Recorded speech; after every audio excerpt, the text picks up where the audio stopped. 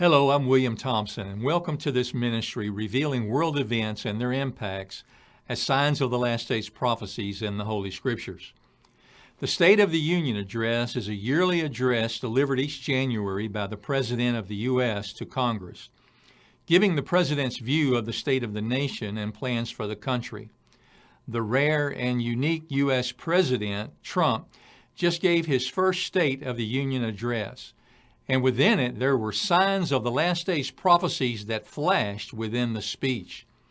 One of the signs of the last days prophecy that flashed was in his significant comments about North Korea, which may very well turn out to be prophetic. In describing the North Korean regime as a brutal and cruel dictatorship that oppresses its own citizens, he went on to say that North Korea's reckless pursuit of nuclear missiles could very soon threaten our own homeland. And he promised we are waging a campaign of maximum pressure to prevent that from ever happening, saying past experiences show complacency and concessions only invite aggression and provocation, and that he will not repeat the mistakes of the past. Jesus Christ the Lord, in his prophecies in Matthew 24, foretold that a sign of the last days at the end of the age will be wars and rumors of wars. And in the 20th century, going into the 21st, we have seen a last days escalation in war to where it is called world war that affects the entire planet.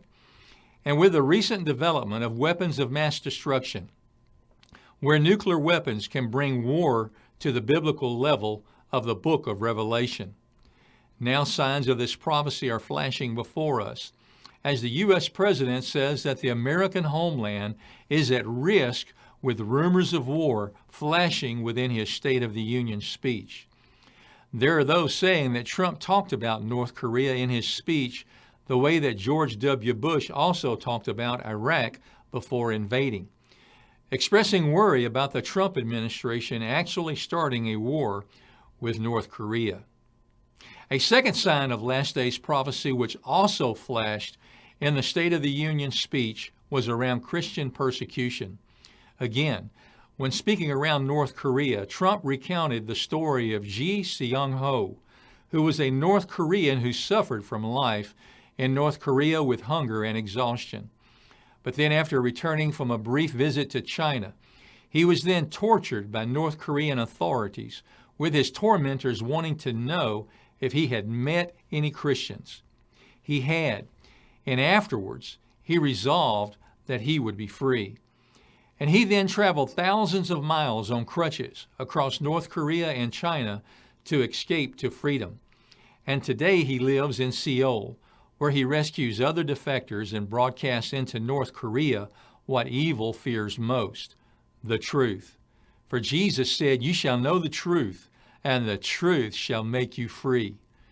Jesus Christ in his prophecies in Matthew 24 told his followers that they would be delivered up to tribulation and would be killed, and that they would be hated by all nations for the namesake of Jesus Christ.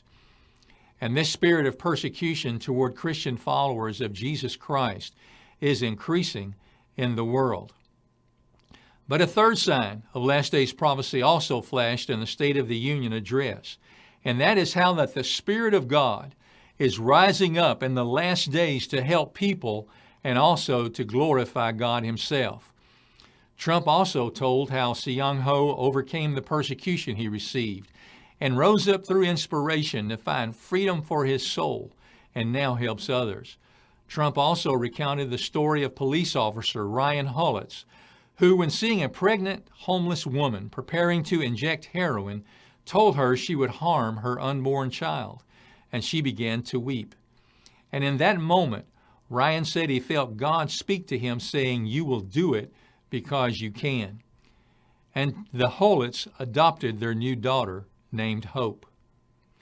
And in the speech, the statement was made that in America, we know that faith and family are the center of American life, and that our motto is, "In God we trust." In these last days, as the evil god of this world, through the spirit of Antichrist, is spreading confusion, we can stay focused on God and our faith in Jesus Christ, which is rising up strongly in the earth, and signs of spiritual activity bringing miracles to people's lives. The signs of the last days prophecies are increasingly flashing in the world, even in a presidential speech on the State of the Union. The prophecy is true. Jesus will come into the clouds to catch away his born-again believers to a heavenly celebration, while the world goes with its Antichrist into the great tribulation. Signs of the times are everywhere. There's a brand new feeling in the air. Keep your eyes upon the eastern sky. Lift up your head, redemption draws.